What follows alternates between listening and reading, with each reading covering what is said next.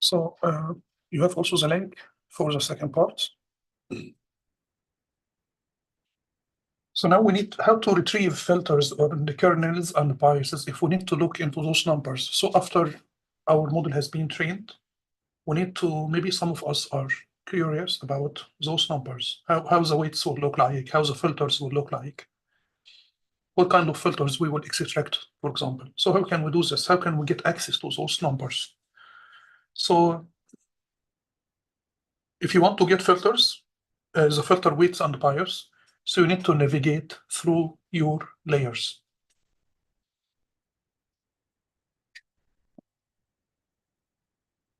So we need to navigate through our layers. And for the conv layers, for example, you need to print out, you need to get weights of filters get weights from one of those specific layers. So for example, if I want to get the weights and bias of the first conv layer, for example, right? So in this case, you need to give it a name, for example, and you need to navigate to this specific layer through this model.layers and try to print out those, try to get weights of those layers. And those weights will be filters and bias. So, so if you can, I mean, for the first conv layer, for example, in our LeNet model, in our LeNet 5 model, it consists of 3 conv layers. So we have the first conv layer, the second conv layer, the third conv layer. You can give it a name. If you will not give it a name, it will be given a name like this one: conv2d, conv2d underscore 1, 2, and so on, followed by flattened layer. We have dense layer and another dense layer, which is the output layer.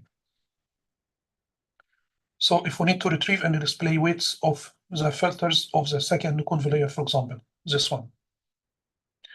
So you need to print model.layers 0. Layer 0, it will be the first conv layer, right? You can extract weights and bias. You can get the weights of this layer, and those weights will be the parameters of the filters and bias. You can reshape it because we know that, I mean, the size of this filter, it's 5 times 5, right? This one, it's much easier because it's 5 times 1, because number of channels of the input image is 1. So it will be 5 times 5 times 1. If you will go to the second layer, so the second layer, the output from this layer, it will be 6. It will be 6 feature maps. So should expect that the kernel size of the second conv layer, it will be 5 times 5 times 6, right? So so in this case, if you will select model.layers of index 0, for example, this one, it's this layer. This is a layer number 1. This is layer number 2 if you want to get this one, right?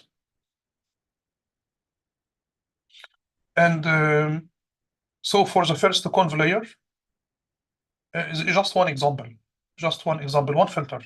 I need to show you only one filter. I will reshape it into 5 times 5 because we know that it's 5 times 5, right? So once you get parameters of those filters, reshape it into 5 times 5, so we can present it in this way. So you should, I mean, this is one of the filters. It's 5 times 5, so it will be a matrix, 2D matrix of 5 times 5, 5 times 5 values. And after model training, it will look like this one. You can, in fact, you can get it before training and after training.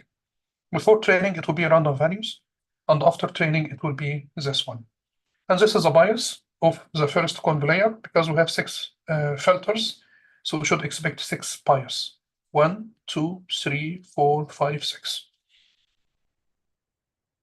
And if you want to use image shape, I mean, for this layer, we have 6 filters.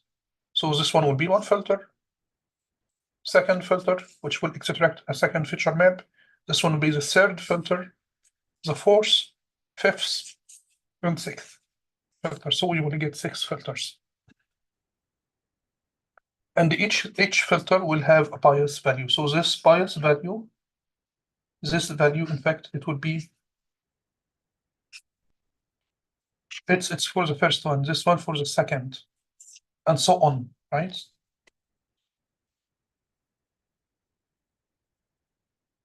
Yes, in fact, I can show you also when we initialize filters. I mean, I told you can do it before training and after training. After training, you will get this one.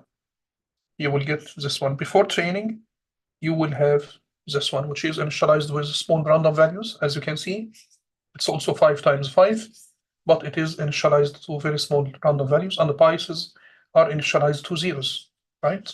And also when you display it, it will look like this one. So this is the initial filter, one of the filters, right? Initialized by small random values. And the bias is initialized to zeros. And then when you display it, it will look like this one using image show. And after training, it will look like this one.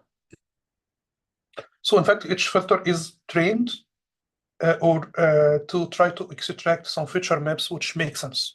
Of course, it would be more beautiful not showing those filters of the first conv layer, but it will be more beautiful to see the filters of the third conv layer, because this is it will try to try to extract high level feature maps, right?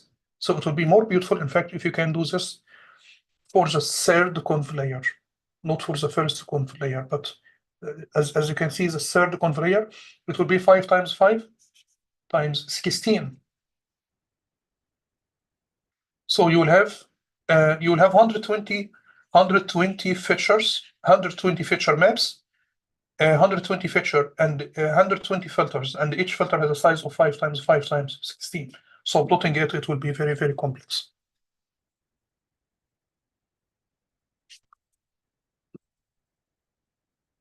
So now we need to look to another model, which is called AlexNet. We need to look into a model which is called AlexNet, and this AlexNet, it was introduced in 2012. So now we are moving from 1998 to 2012. And it's a series of, it consists of series of convolutional and pooling layers stacked on top of each other, followed by fully connected layers and a softmax layer. So as usual, so the first part will be the feature extraction part, and it will be followed by classifier. So this one, it's a classifier. And this one, it's the feature extraction part. So as usual, it consists of feature extraction part followed by a classification part. The classifier part, it will consist of number of fully connected layers followed by output layers. The output layer, it will be softmax layer because it will use softmax activation function.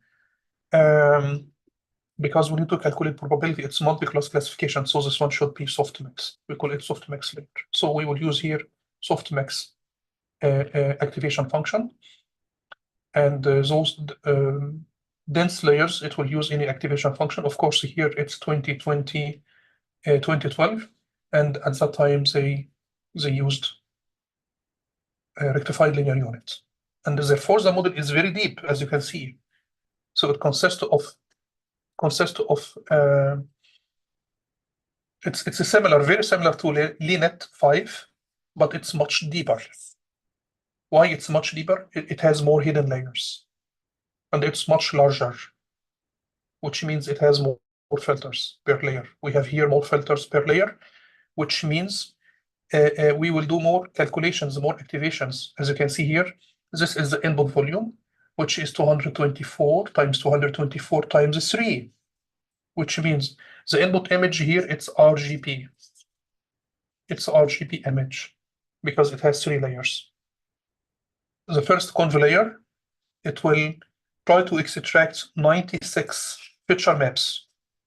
It will try to extract 96 feature maps. I mean, compared to LeNet, we extracted here 6. The second conv layer, it will extract 256 feature maps compared to LeNet. LeNet extracted 16, correct? 16 feature maps. The third conv layer, it will extract 384. This one compared to LeNet, we extracted here 120. So this one was 120, this one was 16, this one was 6 in LeNet. So now, in terms of as a size also, I mean, it's much bigger model because number of filters is much more per layer. We have here 96 filters compared to 6. Here we have 256 compared to 16. Here we have 384 compared to 120 in LeanNet. Still, we have more conv layers. We have another 2 conv layers.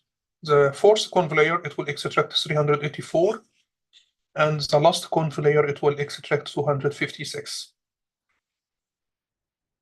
When we look into the dimension will go down from 224 times 224 into 55 times 55. And after some down sampling, it will go into 27 times 27. After conv layer and the max pooling, it will go to 13 times 13, 13 times 13, 13 times 13. So we will end up with 13 times 13 times 256 picture pips. So as you can see here, the dimension decreases and the depth also was increasing. It goes up from 3 to 96, 256, 284, and after that 284, and after that it goes down into 256. After doing this, we need to do some flattening. So we will use flatten layer here between the feature extraction part and the classification part. We need to have a flatten layer. So after those 5 conv layers, we will have a flattened layer because this is the interface between the feature extraction part and the classification part. The classification part, it consists of 3 fully connected layers. 3 fully connected layers or 3 dense layers. Number of units in the first dense layer, it's 4,096. The second dense layer, it will be the same 4,096. And finally, the output layer, it will consist of 1,000 units, neurons, because we need to classify each input image into one of 1,000 classes. So when you calculate number of parameters here, it will be about 60 million, right? I mean, compared to LeanNet, we can go back to LeanNet. Number of parameters here was 61,000. Now we will go to 60 million. So just multiplying this one by 1,000. So number of parameters here, it will be about 60 million parameters. Total number of neurons, it will be 650,000. How can we calculate this number? Yes, I mean, it's here 1,000 plus 4,096 plus number of filters, because each filter is represented by a neuron. So which gives this model a larger learning capacity to understand the more complex features, because this is a very complex problem, in fact, because now we have an input image and its input image will be classified into one of 1,000 classes. So this problem is much more complex, and therefore the model requires much bigger learning capacity. This model is called AlexNet, and it has been trained using a dataset visual database called ImageNet. Has been trained using ImageNet. So AlexNet has been trained using ImageNet, and ImageNet, it's a visual database which is designed to classify objects. So it's object recognition, and it consists of more than 14 million images. 14 million images categorized into 22,000 categories. So this is our model. So for more details, if you want to get more details about this AlexNet model, so this is the input volume or the input image. The input image, it's RGB image, which has a height of 227, width of 227, depth equals 3. Why 3? Because it's RGB image, it's color image. We will feed this one to the first conv layer. The first conv layer has 96 kernels or 96 filters. Each filter has a size of 11 times 11 with a stride equal 4. When you have stride equal 4, it will have some downsampling impact, and therefore the size goes down from 227 into 55. So the output volume would be 55 times 55 times 96. So the depth will go up from 3 into 96. So the depth is increasing. This layer, it will be followed by max pooling. And the max pooling size has 3 times, the kernel has 3 times the 3 size, stride equal 2. They call it overlapping because we will do some overlapping because the stride size is less than the filter size, right? We will move, I mean, the filter is 3 times 3. So in this case, we will move each time by 2. So there will be some overlapping between each activation or application. So they call it overlapping max pooling because the stride size is less than the filter size. So it will do a downsampling from 55 times 55 to 27 times 27. The depth will remain the same. It will be still the same 96 because the downsampling or the max pooling does not affect the depth, but it will affect the dimension of the image. So after that, we will have another conv layer. The filter size will be 5 times 5. We will have padding, 0 padding, correct? When we have 0 padding here, so we will keep the same dimension. So we will go from 27 times 27 to 27 times 27 because we use the padding. But the depth will increase more. So we will go from 96 to 256. So the depth will increase more, right? So in this case, we will get 256 feature maps, and each feature map has a size of 27 times 27. It's the same. It will be followed by overlapping max pooling of a kernel of size 3 times 3 with stride equal 2. It's overlapping because the stride size is less than the dimension of the kernel.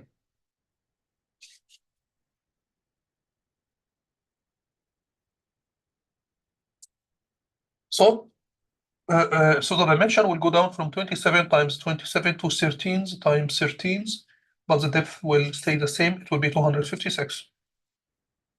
So this one will be followed by another conv layer. This conv layer, it's 3 times 3 padding equal 1. So the dimension will stay the same. It will be 13 times 13, but number of kernels will increase from 256 to 384. So the depth will increase more, correct? As you can see. This one, it will be followed by another conv layer of 3 times 3, padding equal 1. When padding equal 1, we should expect the dimension will stay the same. So it will be 13 times 13 because we used 0 padding here. Number of kernels also will be the same, 384. So we will get the same feature map, right? It will be the same size. It will be followed by another conv layer of 3 times 3, padding equal 1. When padding equal 1, it means we will keep the same dimension, 13 times 13, but we will use 256 kernels or filters. So the depth will decrease. It will decrease from 384 to 256. This one will be followed by overlapping max pooling. The max pooling filter, it will be 3 times 3 with stride equal 2. So it will reduce the dimension from 13 times 13 to 6 times 6, as you can see. And of course, the number of features will stay the same. So the depth will be the same, 256. So now we finished the feature extraction part. So we will have here, it will be followed here, this overlapping max pooling, it will be followed by flatten layer.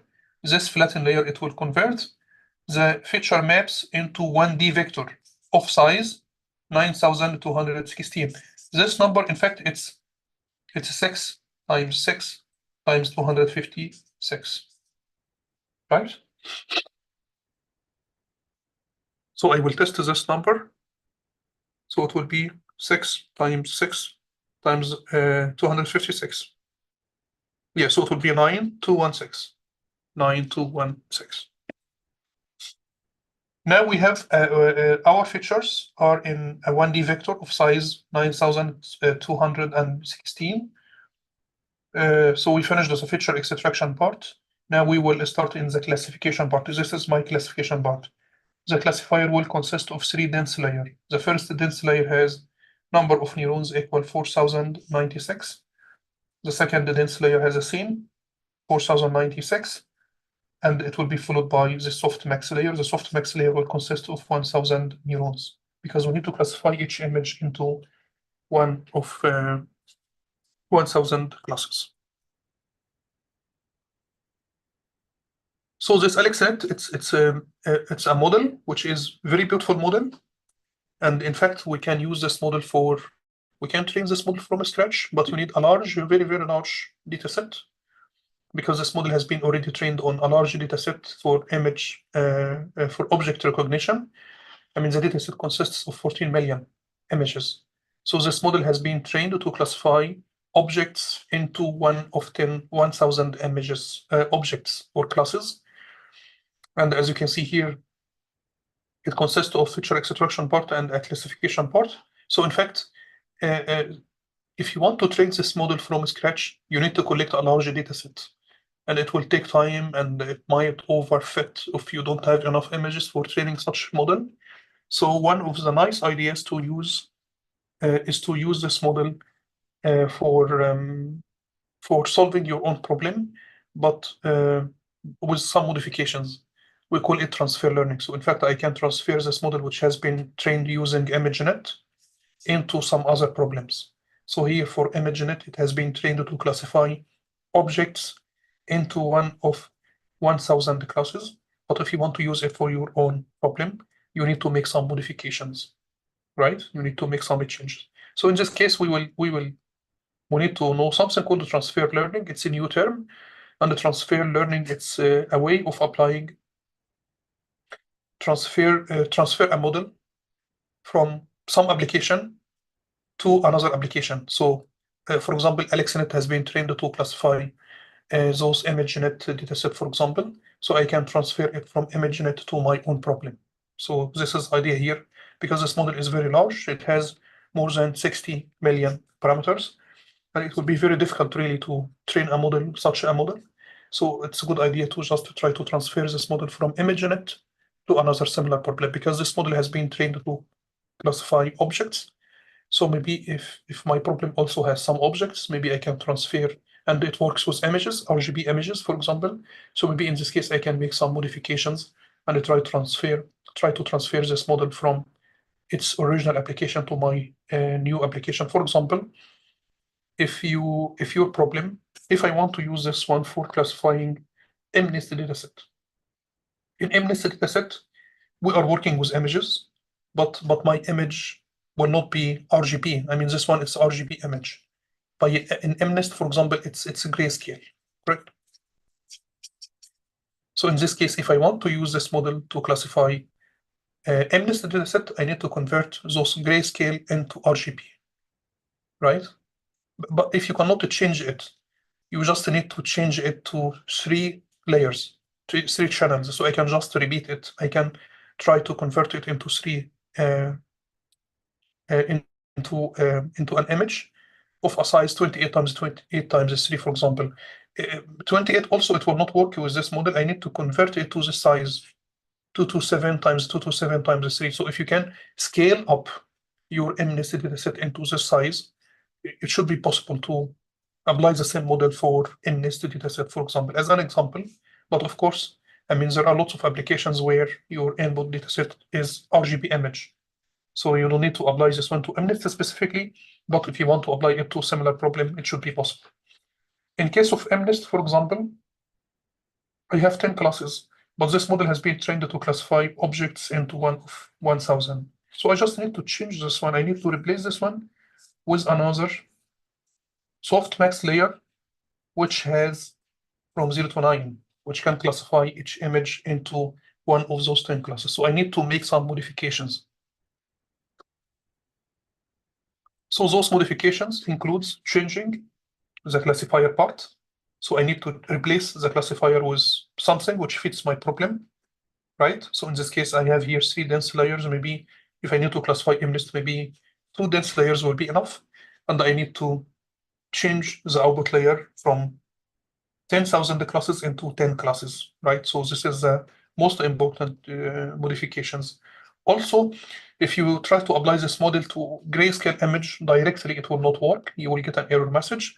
So in fact, you need to convert your grayscale image into RGB image, for example, or 3-channel image. You need to convert it. I mean, the width, height, and depth, it should be converted into something which will fit this model. And in this case, you can keep the feature extraction part as it is. And by changing the classifier part, you should be able to apply this model to your own problem. So in transfer learning, in fact, it's just try to use a pre-trained network for solving different problem, which is very similar to the original dataset which has been used for training this model. So we call this one transfer learning. So transfer learning, it's examples of applying a transfer learning to, for example, VGG16 network. It's another model called the VGG16. VGG16 also, it is a model which has been used for object recognition. And it's called the VGG16 because it consists of 16 layers. We freeze the feature extraction part of the network and remove the classifier part. Then we add our new classifier softmax layer with 2 hidden units, for example. A pre-trained network is used as a classifier or as a feature extractor when the target domain is somewhat similar to the source domain. So the source domain, it's the source dataset which has been used for developing the model. So if your problem is very similar, if your target domain is very similar to the source domain, in this case, you can transfer the model from its source domain into your target domain. So this is the transfer learning. So in case of AlexNet, for example, as I told you, you need to freeze that part because that part, it's the most time-consuming part. This is very demanding. This is the feature extraction part. I mean, we agreed that our model, this is AlexNet, right? This one, it's AlexNet. And the AlexNet has been trained on ImageNet. And it's not easy for us to get such similar data set and the computational resources to train such large model. So one idea is to just use a pre-trained model, which has been trained on a source data set or a source domain, for example, and try to convert it into your target domain by making some changes. So the most demanding part is the feature extraction part. So we will keep that part. We will freeze the weights of that part. We will freeze it. So we keep it. We don't destroy it. And after that, you will remove the classifier because this classifier has been trained to classify objects from ImageNet. And I will replace this one with another classifier. And this classifier will be customized to your own problem. So if I want to, for example, classify dogs and cats. So I have images which contains dogs and cats. So in this case, it's binary classification problem, correct? So I need to convert each image into a dog and a cat. So in this case, if I have RGB images of cats and dogs, so images of cats and dogs, it's very similar to ImageNet because it's RGB image. So we should expect that when we apply it to this feature extraction part, we will be able here to extract features which has meaning to our problem because it's very, very similar to the source dataset, which is ImageNet. So the target dataset is very similar to the source dataset. So in this case, I can keep the feature extraction part because the feature extraction part will be able to extract similar features or features which will make sense. So in this case, I will keep that part. And I need to replace the classifier because the original classifier is used to classify each image into one of 1,000 classes. I don't need this. In my problem, I have dogs and cats. So in this case, I need to replace this one with only one soft max layer with 2 units. If it is cat, it will be 1, 0. If it is dog, it will be 0, 1. Correct? So that is it. So in this case, I will keep the feature extraction part, and I will remove the classifier, and I will replace the classifier with my own classifier, which will fit my target dataset. So you can just replace the classifier with one layer. For example, it could be a softmax layer with two outputs, or it could be more complex. Maybe you can just make some changes, small changes. I will keep the two fully connected layers, right? We assume that I can keep only those two, for example, and I will change only the softmax layer with my new softmax layer. So I will replace the one which used to classify 10 into 10 1000 classes into one which is classifying into two, because I have dogs and cats. So we will make some small changes, but the most important here is that we will freeze the weights of the feature extraction part. We can also, in fact, also freeze some of those fully connected layers, weights of those fully connected, because it's too much here also. So you can also freeze maybe this one and just try to train the last two layers, correct? Because I need to customize it to my problem. So I will just train, because I have very small data set. So I will freeze that part. Maybe I will freeze this layer also, and I will just train the last two layers. So in this case, I will try to modify the problem to classify my own problem. So after doing this, so we did those changes. So sometimes you need to do some fine tuning.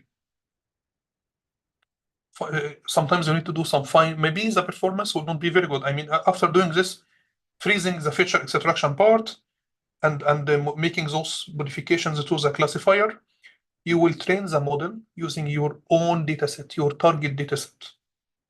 In this case, that part will be frozen, right? So we will not touch it, and we will use my dataset for only training or adjusting the weights of the classifier, only the classifier. If you still have bad performance, you can do some fine tuning. And this fine tuning, if you are freezing the convolutional layers only, then you are using the pre-trained network as a feature extractor and transferring all of its high-level feature maps to your domain. So if we will freeze the whole feature extraction part, so in this case, we are transferring 100% of the feature extraction to my domain, correct?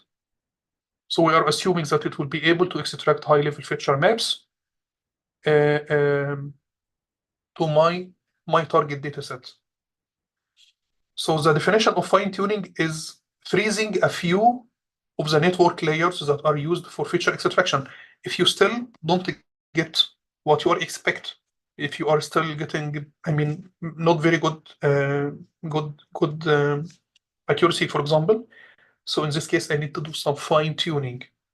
I need to change those high-level feature maps. Maybe those high-level feature maps are not matching my problem by 100%. So in this case, in fact, we need to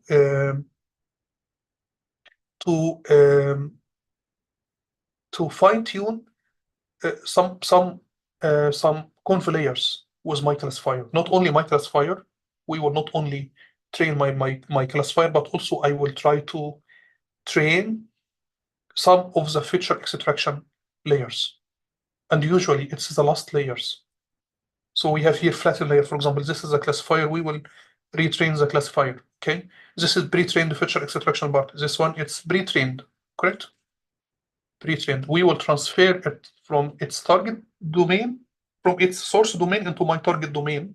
So I can keep it frozen, the whole feature extraction part, and I will train only the classifier. But if you still don't have high accuracy, good accuracy, so in this case, you need to do some fine tuning. You need to fine tune the high order features, representations to make them more relevant for the new task. So in this case, maybe I will just go to maybe this feature map number 4, it's not matching my own problem. The feature map representation here, high order feature representation here, maybe are not fitting my new problem, my target problem. So in this case, I can train also some of those layers, right? Not the whole feature extraction part, but only the later layers. Because I need to force those later layers to try to extract feature maps which has better representation of my own problem, which are more relevant to my own problem. So in this case, I will just try to defreeze some of those later layers. We call it fine-tuning. But the original transfer learning is to transfer the feature extraction part and it trains the classifier. But if you still don't have good accuracy, so in this case, I need to defreeze some of those feature extraction layers. I will not select the first or the second. I will select maybe the last and the one before the last, for example. So those last conv layers. So I need to defreeze the last or the later conv layers, and I will train those layers with my classifier. So in this case, I try to do some fine tuning so I can force my model to try to extract more relevant features for my new task.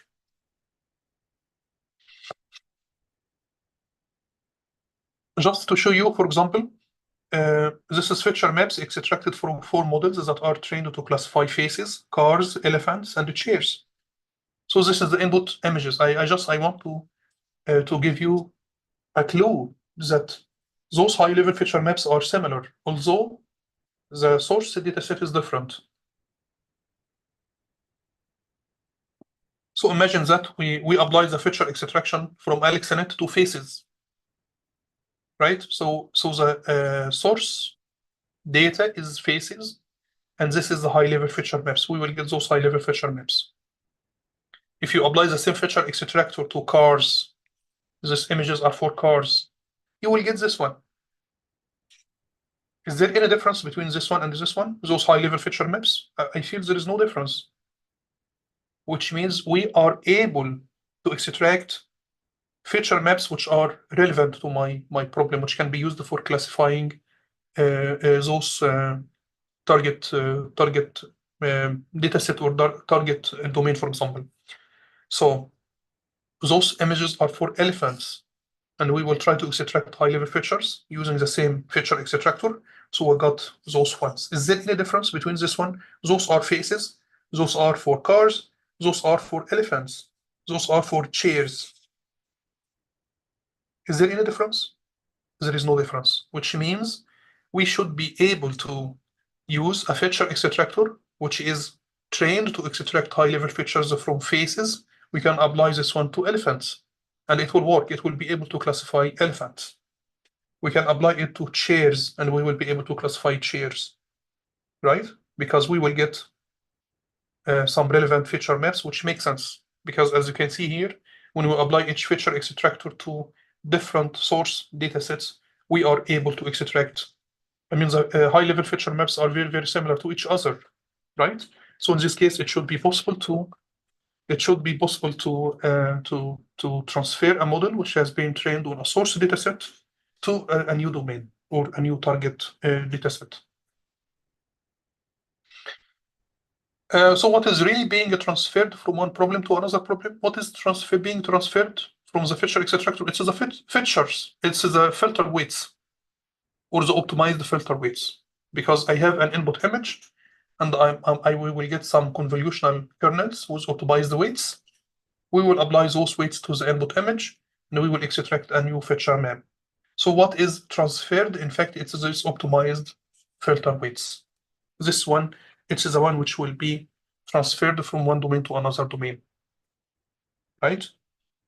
So a feature map is a result of passing the weights of this filter on the input image during the convolution process. So what is being transferred is the optimized filter weights. So now we need to talk about, I hope that this is clear. So now we need to use VGGNet. What is VGGNet? If you can remember, we are starting with LeNet from 1998, and we used AlexNet from 2012. Now we are moving into 2014.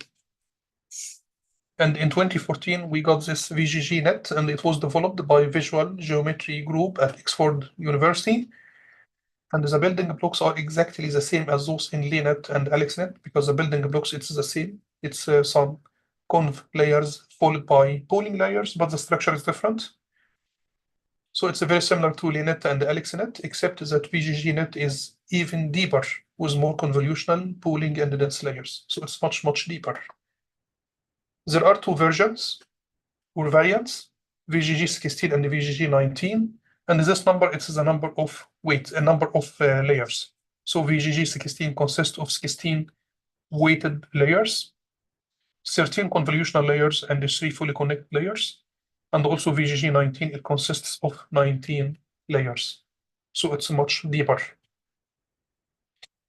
VGG16 has unified receptive field, which means all filters are unified.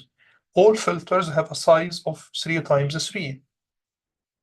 So VGG16 has unified receptive field. As you can see here, all filters has a size of 3 times 3, right? All filters. So it's unified receptive field. So the model consists of 13 conv layers, followed by 3 dense layers.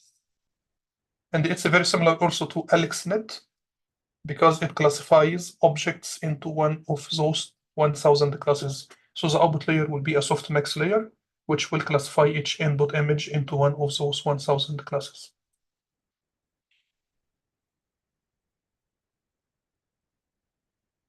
So when we look into the structure more deeply, so we starting with one conv layer, which has 64 feature maps of size 3 times 3, the second followed by another conv of 64, followed by a pooling layer. This pooling layer, it will be followed by another 2 conv. Those 2 conv, it will be followed by a pooling layer, 3 conv layers followed by a pooling layer, 3 conv layer followed by a pooling layer, 3 conv layer followed by a pooling layer, and after that we will have a flattened layer, and after that we will have the classifier. So the classifier consists of 3 fully connected layers. It's a very similar, it's exactly the same as AlexNet. So this one, it's very similar to AlexNet. So this is the structure of VGG16. VGG16 as a feature extractor for fashion amnesty. This one has been, VGG16 has been trained using ImageNet, correct? So now we need to transfer it to another problem, which is fashion amnesty dataset. Fashion amnesty dataset, it's a dataset which is has number of objects, and each image, I mean, the input size has a size of 32 times 32 times 3. So its RGB image has 3 channels. If you can remember, AlexNet and the VGG16, the size should be this one, 224 times 224 times 3. So we need to download first. I mean, if you need to transfer VGG16 from its original domain or source domain into your target domain, so in this case, we need to first download the model. The model is pre-trained, so we need to get the weights which has been trained using ImageNet. So when you download this model, we call it base model, right? Weights equal ImageNet, which means we will get the pre-trained weights which has been obtained by training the model on ImageNet. This is my model, including the top equal force, because as you can see, the model, it will look like this one. I mean, feature extraction part, followed by classification part. So this is the top part, right? This is the top part. So when we import the model, when we download the model, we mentioned here include top equal false, because we don't want to get this classifier. We imported only the feature extraction part. We imported only the pre-trained feature extraction part, not the classifier part, because when we transfer it to my own problem, I need to redesign the classifier. We need to redesign the classifier and retrain the classifier using my source dataset. So this is the model. And also, if you want to freeze the feature extraction part, so for this base model, you need to go through all layers of this base model and freeze the weights of those layers. So layer.trainable equal false. This one means we are freezing all the weights of the feature extraction, but I need to freeze it, because if you didn't freeze it, and if you will import, if you will retrain the model without freezing those weights, it will be damaged. I mean, those weights will be destroyed, and it will not work, right? So we need to freeze it. And after that, I will have base model.summary, for example, and I need to save the output of the last layer of VGG16 to be the input to the next layer. So after, I mean, the last layer, for example, I need to get the output from the last layer, because the output from this last layer, it will be the features extracted, right? What will be the size? We need to go. We need to find. Maybe we need to. I mean, I need to freeze. We will freeze that part, and the features extracted by applying this one to MNIST fashion, or fashion MNIST. It will be the output from this pooling layer. So I need to get the output from here. This one will be the high-level features. So we will get the last output. It will be the last layer dot output, and after that we will flatten it, right? And after flattening it, you need to add your classifier. So I need to add my classifier. So the first dense layer, it will consist of 64 neurons, and the activation will be rectified linear unit. And the output layer, it will be a softmax layer with 10 outputs, because we need to classify MNIST, this fashion MNIST into 10 classes.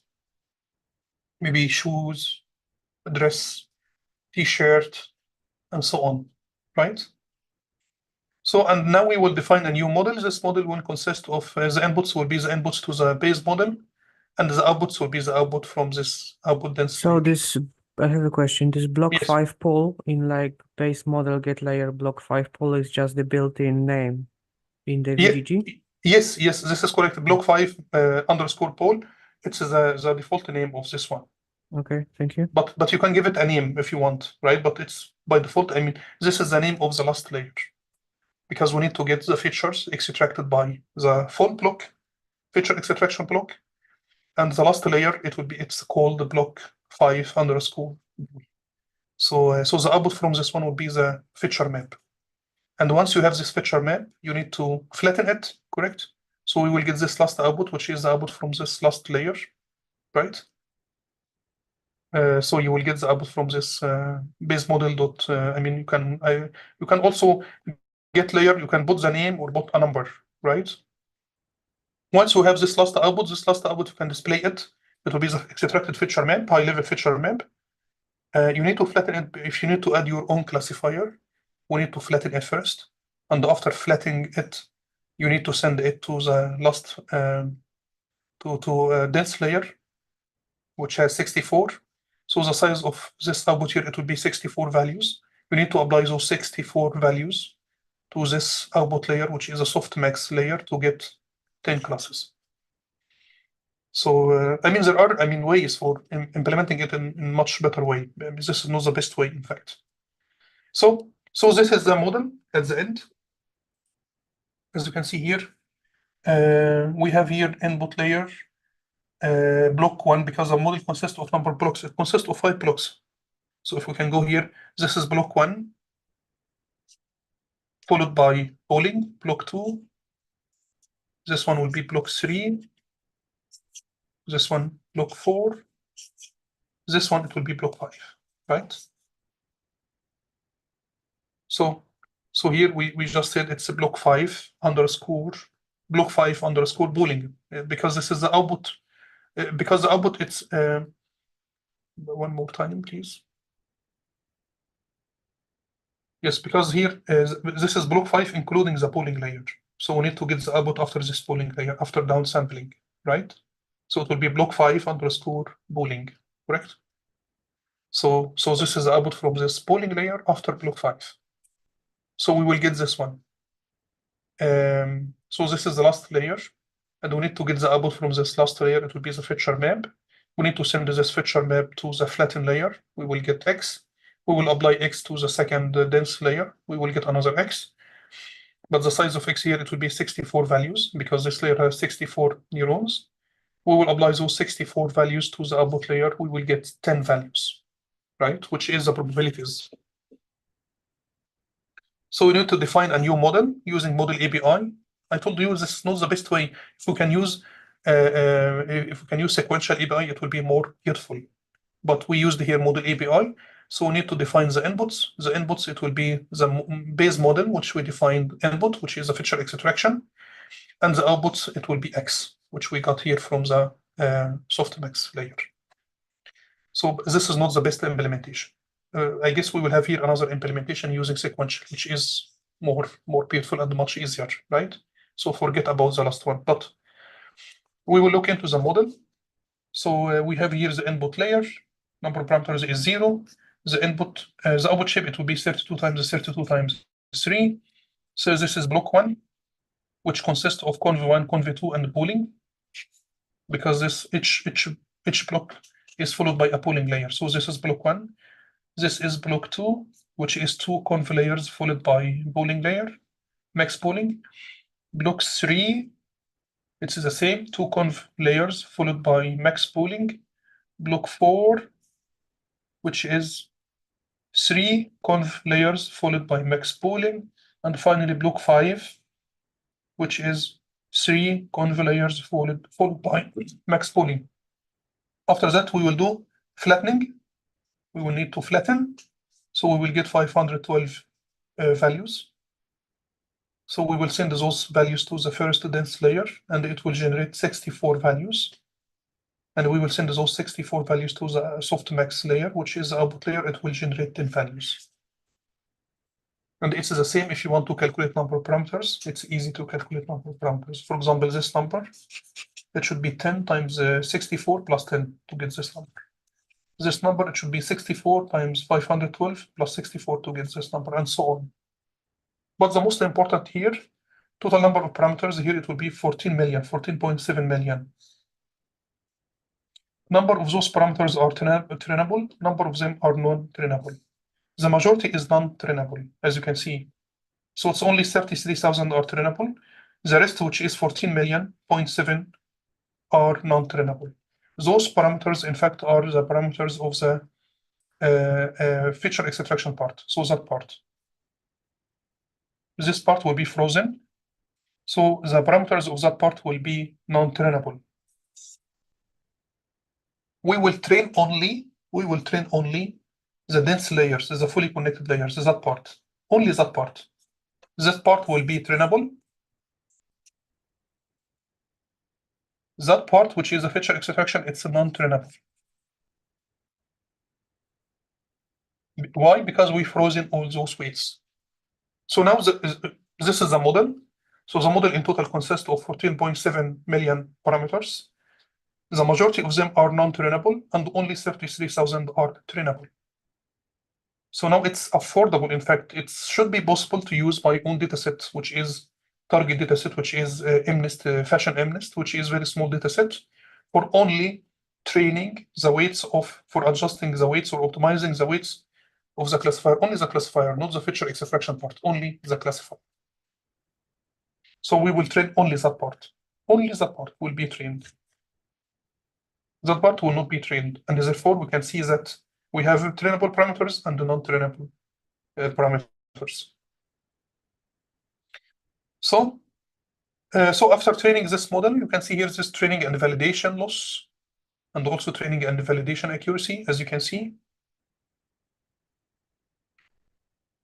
Maybe we still also see that the validation loss, maybe it's going up. I don't know. It's not. In fact, it's still not overfitting, but maybe it will overfit.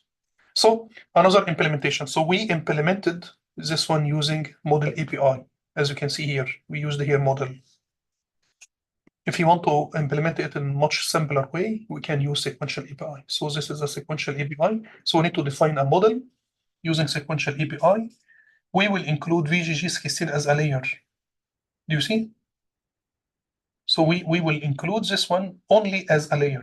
So we will have a layer called VGG16, include top equal false, because we need to import only, we need to transfer only the feature extraction part. Weights are the weights which are obtained using ImageNet, and the input shape, it will be 32 times 32 times 3. So we included VGG16 as a layer. The output from this layer will be the feature map. which we will get here from the flattened layer here. So this one, we will use this one as a layer. Only all that part will be used as a layer. Once we have the feature maps from this one, we need to flatten it. And after that, we will add the classifier part. So the classifier part will consist of two dense layers. So the first dense layer has 64 units. The second dense layer has 10 units because it will classify into one of 10 classes. Activation of the output layer, it will be softmax. And the activation of the the hidden layer, it will be ReLU, right? So now the model is very, very simple. If you want to freeze, because we didn't freeze it, so model dot this one, all VGG16, it's only one layer. So we just need to select model dot layers of square brackets 0 dot trainable equal false. Now we are freezing, because if you will train this model, the whole model now, which called the model, it will initialize the weights of VGG16. If you don't want to initialize it, if you don't want to retrain weights of VGG16 layer, for example, we need to have this step. This step is very, very important. So model dot layers of 0, which is VGG16 layer, dot trainable equal false. We will freeze the weights of the feature extraction part. This is model summary. And as you can see here, the model consists of 4 layers. So we have VGG16 as one layer, flatten layer, 2 dense layers. We have only 4 layers. Number parameters, total number parameters. This is the output shape from this VGG16. It will be 1 times 1 times 512. When we'll flatten it, it will be converted into 1D vector of 512 values. Number parameters here, it will be 14.7 million. Correct? But non-trainable. So this number will come here. Non-trainable. Because of this line. Flattened layer does not have any parameters. Dense layer, it will be this number. What is this number? It will be 64 times this number plus 64. You will get this number. If you want to get this number, it will be 10 times 64 plus 10. You will get this number. Summing, adding those two numbers together, you will get this number, which is trainable. So this is the trainable parameters. When you have your model like this one, train your model using X train, Y train, test it using X test, Y test, you will get those curves. So now it's just the implementation using sequential API, which is much easier and more, it's easy in fact, just very compact and it's easy, right? And of course, after that, you will just get the confusion matrix. So now we will get this code. I will share it with you so you can look into the code. Can you see my screen? No.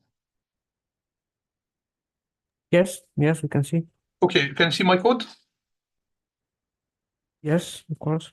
Okay, so I will open it in Google Colab. So we will train that part. I want to share also the link with you.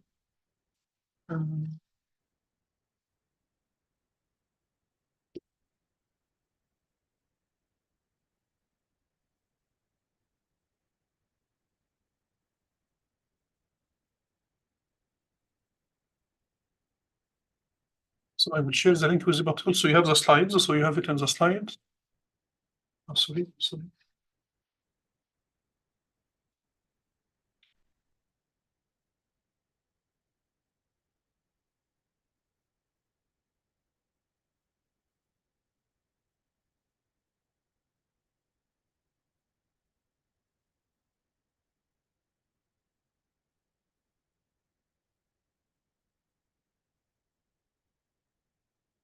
So we trained, we selected the first part, it's dense layers, VGG16. If you want to get VGG16, so you need to import VGG16 from keras.applications.vgg16. This is my dataset, fashion MNIST. So it's called fashion underscore MNIST. Can display it using some. So this is the dataset, how it looks like. So the dataset, it's very similar, in fact, to MNIST, but the dimension is 32 times 32 times 3 because it's RGB image. This is the model VGG16. We will download this base model which has been trained using ImageNet, including top equal false. So this is the implementation using model API, right?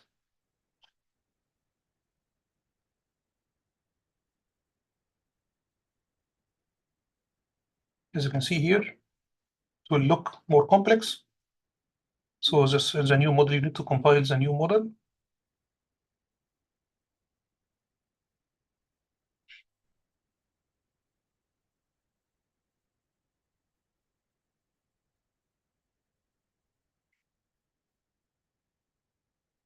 As you can see here, this is a model size also. Total number of parameters, it's 14.7. So the model size is 56 megabytes. 56 megabytes.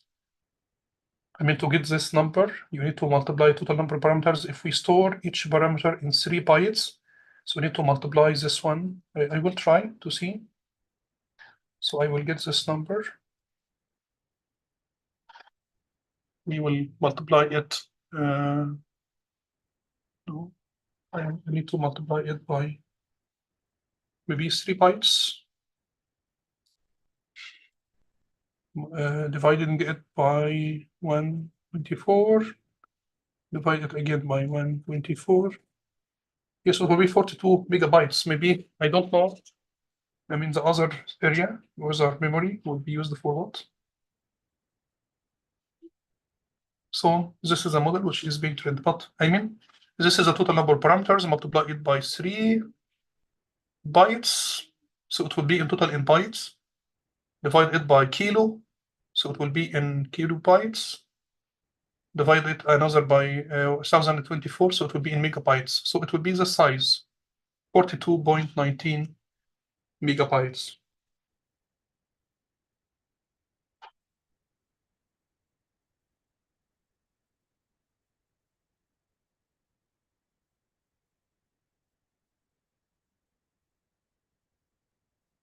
So now when we are training the model, we are not training the whole model, we are training only the classifier, right? I mean, this model API, it's useful because if you need to fine tune, right? If you, for example, I mean, you have this base model and you can go through those layers.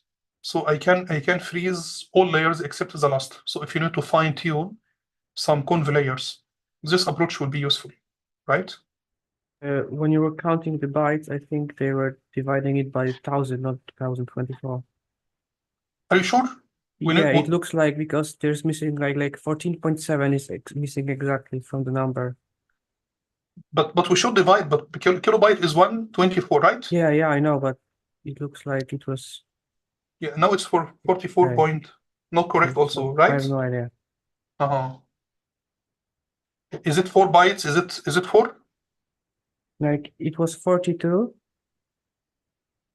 Okay, I will divide by 24. This one by 24. 56, Yeah. correct? No, it's Yes. 56.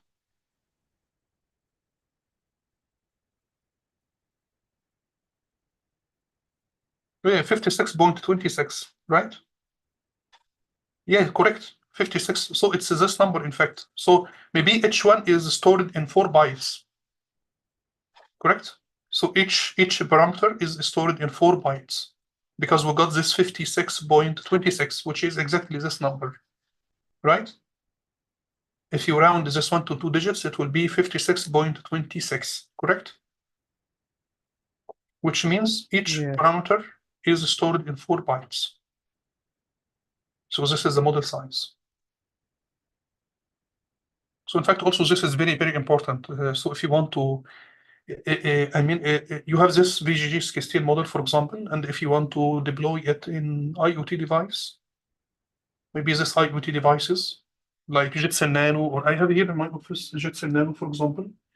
So, so if you want to put it in Android or something, maybe this model size is very important because you need to have memory for, you need to have a memory for the model size and also for the data set itself. Maybe you will train the model. You can train the model, in fact, on a GPU, correct? On a computer. And after that, after training, you will put the model on IoT device, and it will be used for classification task.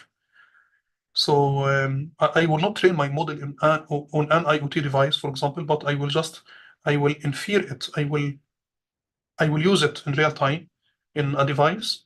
So if you are classifying images, so you will put this model on IoT device, and the IoT device is connected to a camera. So maybe each second you will get one image. You need to classify it. So what will be the image size? What will be the model size? So maybe those numbers are important to decide the size of your model, if your model will be able to run on an IoT device, for example, right? Not training. So the model has been trained. We will get also those things. So we have training and inference. Inference, so we will apply it to an image. So we will get an image, and we will get those numbers. Another way for implementing it, I like this one, right? Because it's very, very compact, as you can see. So it will be, so, but in this case, we are dealing with VGG16 as a layer, right? If you need to fine tune, we have a problem with this one, right? We are freezing all number parameters of this layer, because this one we will deal with VGG16 as one layer. So just freeze it all. But if you want to fine tune, maybe this implementation will be more useful, because in fact I can just freeze all except this one, right? Sorry, this one. Maybe I need to. This one has number parameters is 235, 2,359 parameters. So if you need to fine tune, maybe you are extracting features here, feature map, which is not fitting your problem very well. So maybe in this case, you need to adjust, you need to optimize the weights of this layer, right? So in this case, I need to train that part. So if you will use VGG16 in the sequential API as one layer, it will be difficult to do this, right? Because it would be considered as one layer.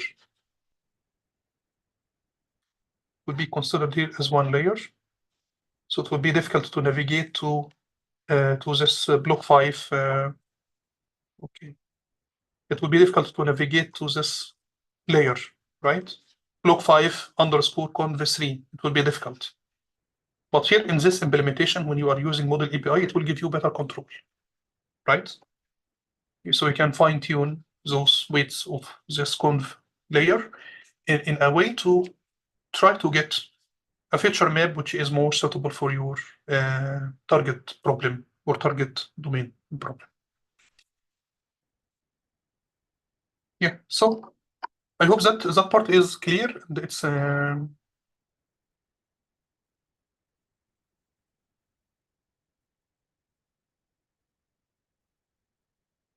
we did confusion. Yes. After that, in fact, we have inception model. I don't know if I should talk about that part this time, or we can keep it for next time. What do you think?